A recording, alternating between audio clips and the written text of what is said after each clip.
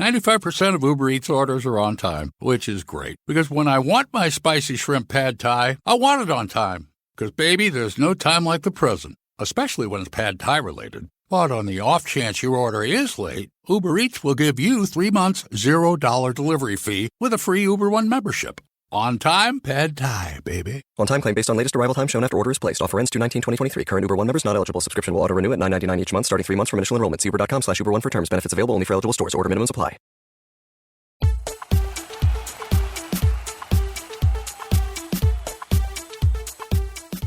Hello, I am the Manor of the Midlands. It is Saturday, the 21st of January 2023, and we are looking back at Nottingham Forest match at AFC Bournemouth this afternoon. As I'm sure you all know, it finished Bournemouth 1, Nottingham Forest 1. The goal for Bournemouth was scored by Jadon Anthony in the 28th minute with an 86-minute equaliser from Sam Surridge. Watching the match this afternoon for us, and here now to give us his considered thoughts on events, was Steven Toplis. Steven, hi. Hello. Hi. So let's start with the starting lineup. There were a couple of surprises in there. 3 changes all in all. 1 unexpected one and 2 unexpected ones. Talk us through that, please. Yeah, so the expected change was Wayne Hennessy coming in goal following Dean Henderson's injury. We all knew that was going to happen. But the surprise selections, and I thought these were a surprise when the team was announced as well. Willy Boly returning in defence. Steve Cooper likes to play this kind of cloak and dagger game with player injuries and saying a player's going to be out for an X amount of time, but then he's suddenly back for the next game or much sooner than is anticipated. But I quite like that. You know, I think it keeps the opposition guessing, and it's a nice surprise when you see a player return and it's a bit unexpected. But moving on to the other surprise selection, Chris Wood. 24 hours after joining the club, he was up front and starting, which I thought was a surprise based on how well Sam Surridge had played when he came on against Leicester. I thought he'd earned the shirt to start against Bournemouth, particularly with it being his former club and perhaps having something to prove going down there. But Chris Wood was in, I suppose, reasonably fresh, having been around the Newcastle squad, even if he hadn't played too regularly for them. But Chris Wood it was, and that was it. That was our team, and no Gustavo Scarpa, which, again, perhaps was a bit of a surprise given how well he played against Leicester, but that was Cooper's choice, and that's what we went with. Yeah, I mean, I've got to agree with you. I mean, the Boly injury looked really serious when it happened. He sort of went right over his ankle, so it was a pleasant surprise to get him back. And same as you, if I was Sam Surridge, I would have been very disappointed not to be playing today from the start, because he made a real difference when he came on last week. And it's always surprising when you get a new signing and the manager sort of chucks them in, especially after we've had a whole week's sort of training and preparing for the game. It's managers are always very keen to point out how time in the training ground is very important. And then they just chuck somebody in who's not trained with the team really hardly at all. So it's always a bit of a surprise. But that's how Steve Cooper chose to go. And let's look at the match. Forest started quite well first off, didn't they?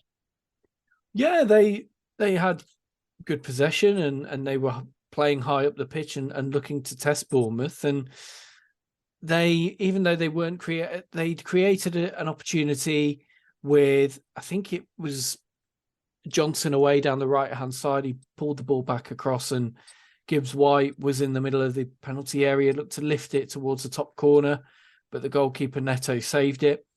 And it was a reasonably bright start from Forest, considering they were away from home. And you could see why Bournemouth had been struggling, because I don't think they'd won for 6 games and struggling to score goals. And you could see that they were a team that were lacking in confidence and purpose. And Forest were trying to take advantage of that. And of course, we all thought they did when the ball ended up in the back of the net, but VAR intervened.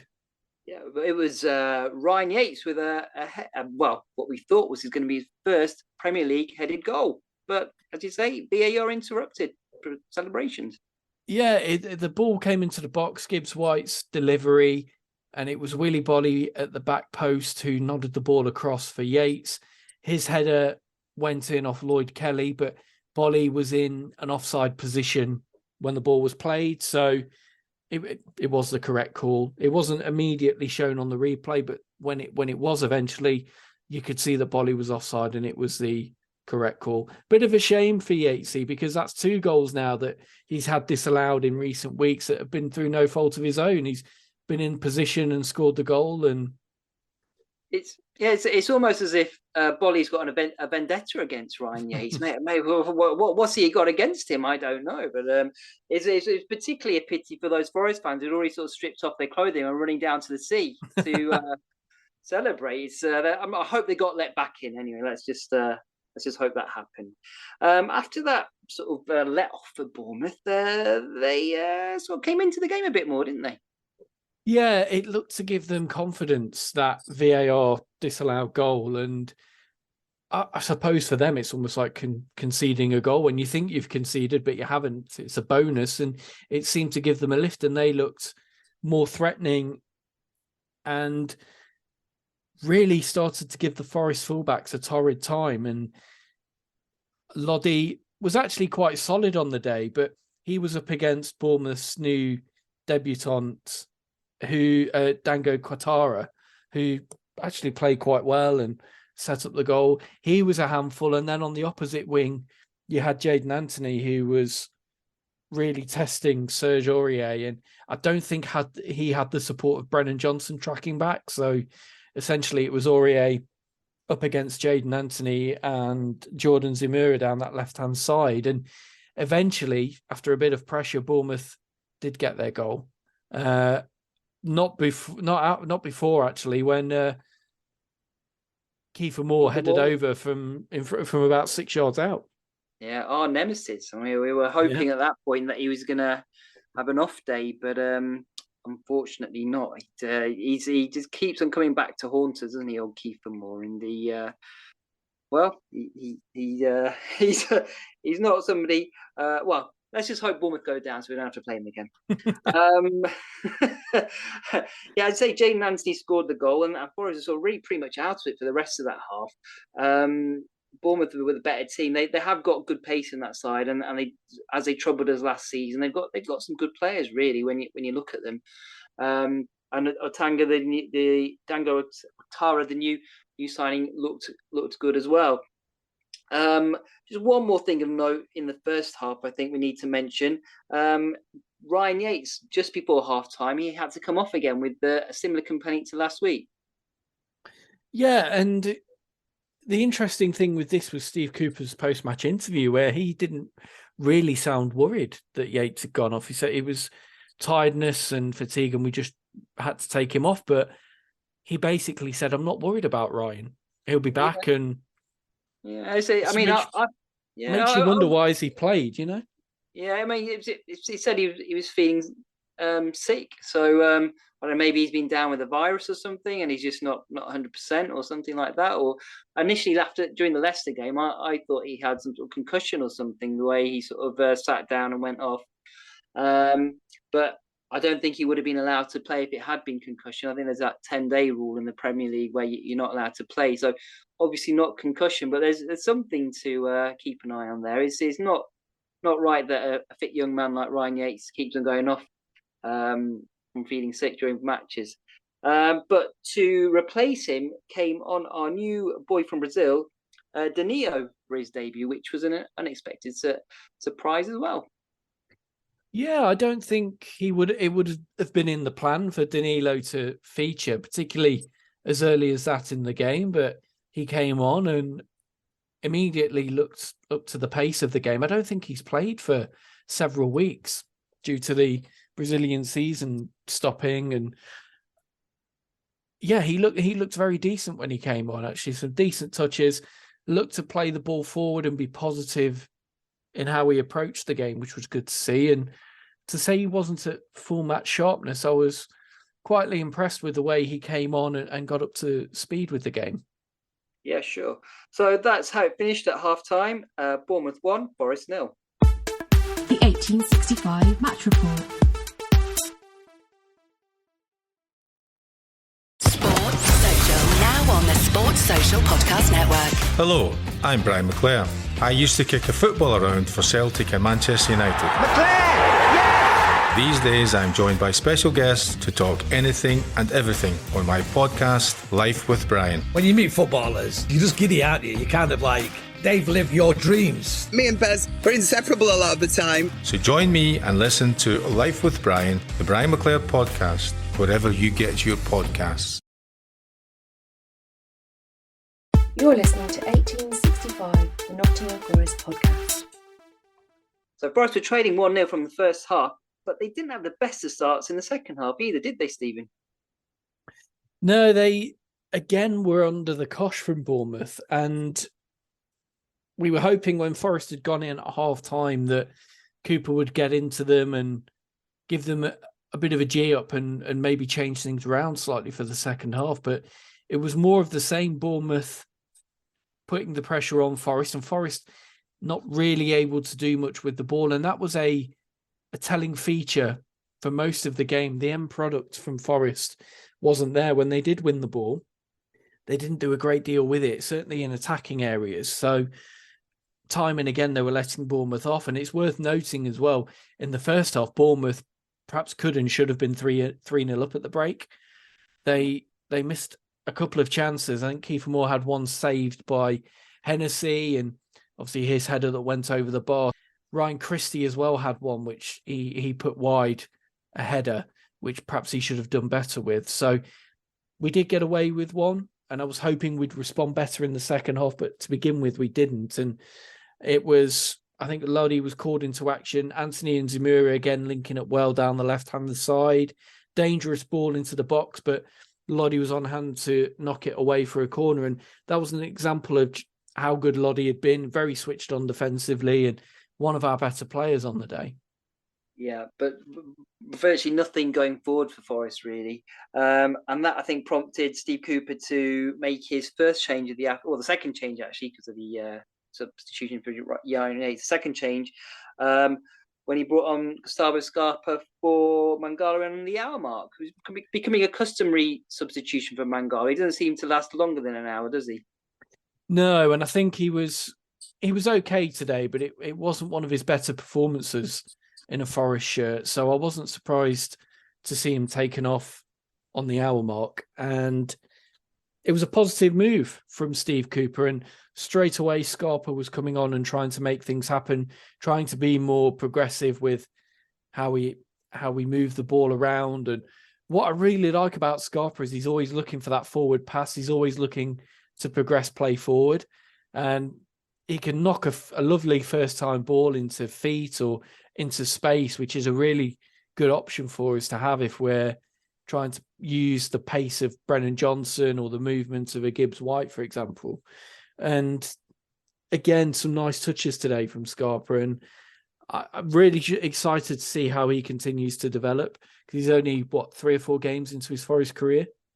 Yeah, I mean, the nice thing for me with Scarpa is that you expect the nice touches, you expect the passing, but it's the fact that he's willing to scrap and put his foot in and get his tackles in, and he's not afraid to do some of the dirty stuff as well, which is that stereotypical view of a Brazilian player being a fancy dance, sort of nice touches and flicks all over the place. He's actually grafting and working quite hard. Anybody who's ever watched any Brazilian football will know that it is a brutal league. So the physical side of it will not phase him, I don't think. And so it's good to see that he's getting involved. We didn't really create much in that initial burst after he came on, but it prompted Steve Cooper to make a triple substitution with about 15 minutes to go, with Nico Williams coming on for Aurier. Aurier maybe not having his best game. He's been so excellent for us these last few weeks, but maybe not his best game today. Sam Surridge came on for Chris Wood, who had a bit of a quiet debut, it has to be said. And Scott McKenna came on for Willy Bolly, maybe just protecting him after he's come back from his injury. And that really seemed to pay dividends, those changes. We looked a lot better, didn't we? A lot more dangerous. We did, and it was reverting to more or less the team that finished the game against Leicester so strongly, with Surridge on the pitch, with Nico Williams as well coming on, being a bit more attacking down the right-hand side and looking to link up with Brennan. And yeah, I think Surridge's movement and his sharpness was important in how we took the game to Bournemouth for those last 15, 20 minutes. We put pressure on. We looked to move the ball around with more purpose and more skill. And it felt as if any team was going to score, it was going to be Forest. Bournemouth had their moments, obviously, on the break, which you expect when you're pushing for an equaliser and you throw players forward. But Forest were, I think, good value for the point and ultimately got the goal, and I think it was well deserved. Yeah, I mean, we were camped on the edge of the Bournemouth box just before the equaliser, and I did have a sneaky feeling that it would be Sam Surridge who would score. He had just missed a half chance just before he had scored, but then the goal came, and it was a great ball across the box by Brennan Johnson, and Sam Surridge just tapped it in at the far post, and there was fears that it would be chalked off by VAR again, but thankfully Sam Surridge was just like a millimetre behind the Bournemouth defender when he got the ball. He was offside in the initial phase, but thankfully that second phase, which is very important, all important these days in football, you got to know your phases. He was onside for that second phase, and Forest got their equaliser. Probably just about deserved on the balance of play. Good 15 minutes, good last 15 minutes, good first 15 minutes, probably half an hour of good play, probably just about deserved a point. Bournemouth will feel hard done by, but that's how it finished. It got a bit bitty at the end of the game, I think, Stephen, which meant Forest couldn't quite get the winner that they wanted. Yeah, when they scored Forest, they looked full of confidence and looked almost as if they could score again.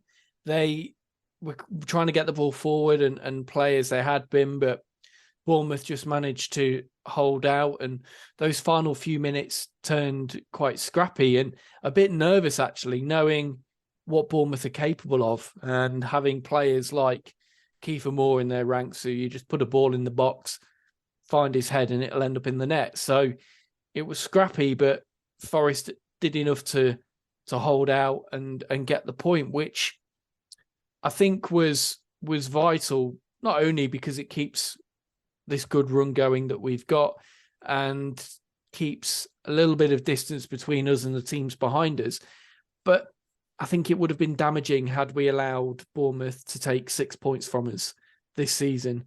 So to be able to come away with a point away from home is a good result at the end of the day. Yeah, I think any point away from home in the Premier League has got to be cherished. And so I think we can be fairly satisfied with the point. We would have liked to win, obviously, because we're all Forest fans, and that's what we want. But it wasn't to be. Finished 1-1. Let's hear from a Bournemouth fan to see how they felt about the draw. Hello, this is John from the Cherries Red Army YouTube channel. Full-time score of 1-1. That was a very difficult one to take at the end. That was arguably Bournemouth's best attacking display of the season in terms of the build-up play, the movement, the work rate. Defensively, there was the goal that we almost conceded, but then was rightly ruled out for offside. But certainly our strongest performance since the restart. As for Forest, I haven't been on top of how you've been doing in terms of your performances lately, but I wouldn't be surprised if you said that was Forest's poorest performance since the restart. Second to most of the 50-50s and second balls. We overpowered you for long parts of that game and limited you to pot shots and very small chances, whereas we had the Kiefer Moore header, Ryan Christie header, quite a few breakaways, took our goal well, but that's now 12 points that we've lost from winning positions so far this season. and that kind of statistic is just begging us to go down, really. Forest, if they can keep picking up points in games like that, particularly away from home, then you've got a genuine chance of staying up, particularly with the concertinaing of a lot of the teams down at the bottom of the table. We've now dropped into the relegation zone for the first time since right at the start of the season. And, without more investment, without getting players back from injury, had arguably 4 first-team players out today, we are going to continue to struggle. But there were a lot of positive signs coming from that game. It's just whether O'Neill is going to be given more time by the board, because a lot of fans, despite that, I think a lot of fans are still going to be very disappointed and are still very frustrated with a lot of O'Neill's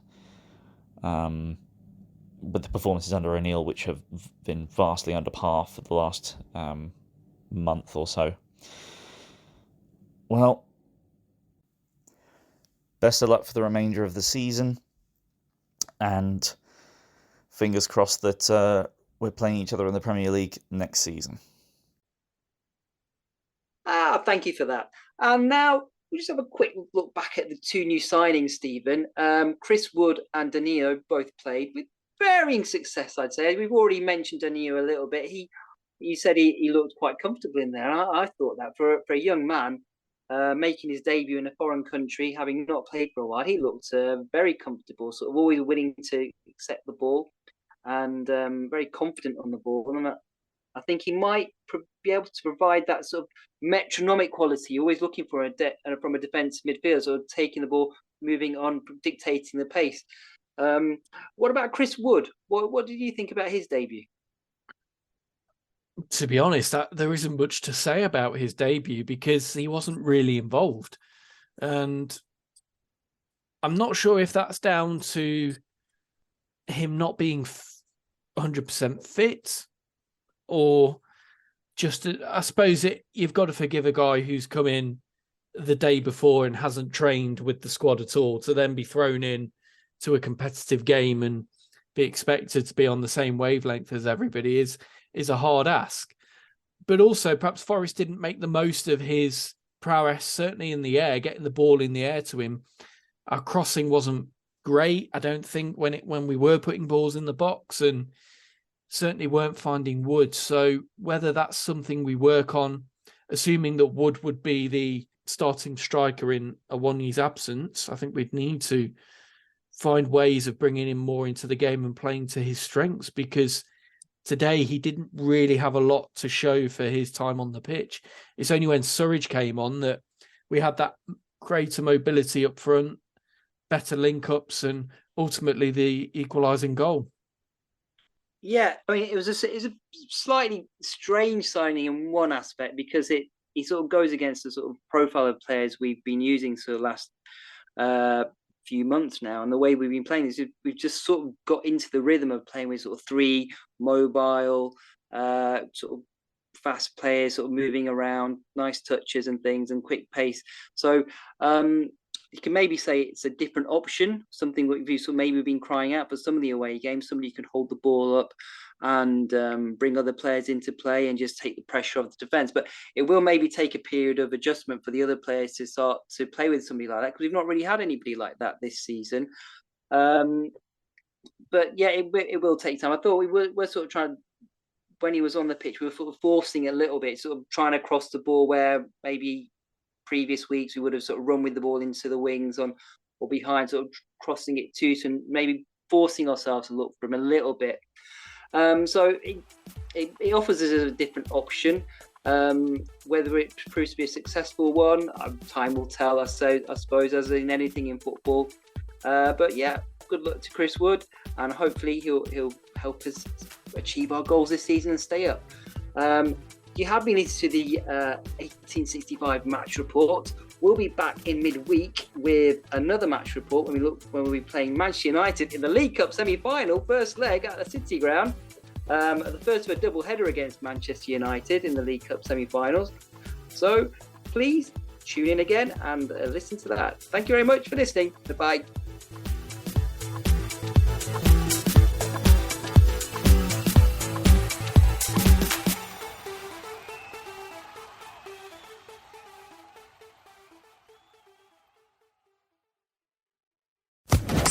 Social Podcast Network.